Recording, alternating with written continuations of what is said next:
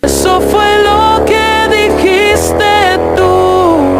No era amor, no era amor, pero a mí sí me partió en dos. No era amor,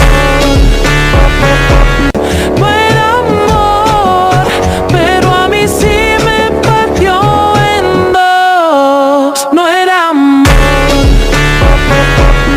no era amor. This was the endgame. Robert Hovhannisiyan faced off against Kevin Mohan, and the difference between their rating is roughly 400 points, and this endgame is completely lost for White, but still he played on. Here just rook to c2 was played by Robert, and now just comes g4. Well, g3 would have been a little bit better, but still it doesn't matter, because after rook to h2 you try to go for g4 to save everything, but just comes this f4 blockade and you don't have anything. King to b4, if you try to go for, then just e5. If king to c4, then just comes even e4, and if rook to b3, still keeping an eye on that, then just comes even f3. And if king to d4, now just you have to get the rook involved. So after rook to e2, I mean, this is just completely winning. There is not much you can do, but the game ended in a much weirder way. Here after g4, just f4 was played, king to b3, and just comes this rook to g2, king to c4, because you have to get out of the way because this is coming. And now just comes this rook to g3. You cannot trade, obviously it's completely losing, so rook to f1 was played, but now just comes this rook caps on h3, king to d4, rook to g3, and after this king to h1, just rook caps on g4 was played, and now just comes king to e4 even, but after rook to g3, rook to h6 was played, but now just comes king to g7,